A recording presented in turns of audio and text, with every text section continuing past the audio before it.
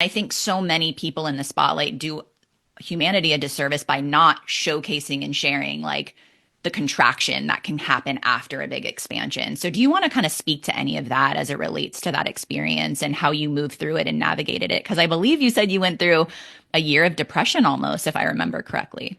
I got so many lessons, but essentially I felt like a fraud because thousands of people were reaching out to me asking for help, saying, I don't love myself because the poem's about self-love.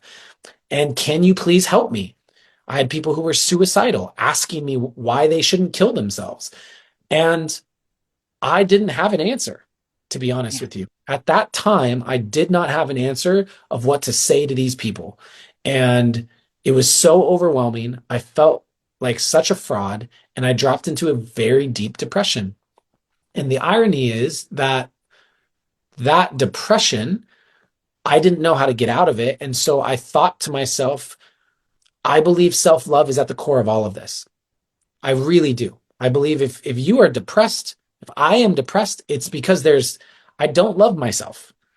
Not enough. I've fallen below a certain spectrum, and now I'm in a space of self-loathing or self-pity, and I'm depressed. So um, I thought, then I guess I just need to quadruple down on self-love.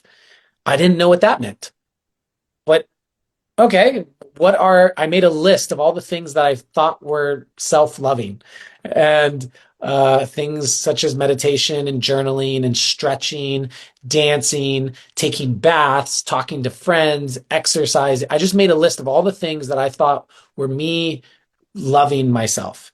And then I made a commitment that I was waking up depressed every single day.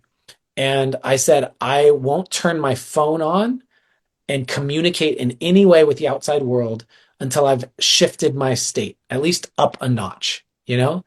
And sometimes I would spend hours doing multiples of the things that I just talked about.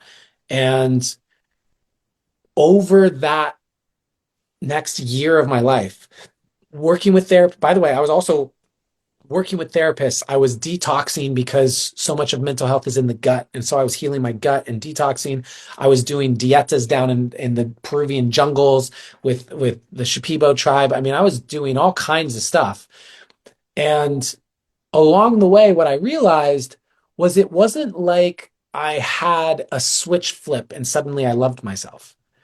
I just started to notice I was starting to feel differently about myself. And that unlocked this understanding for me that self-love is not a yes or no. It's not a have or have not. It's actually just a spectrum. And the more that we pour into our relationship with ourselves, the more we will see our self-love increase.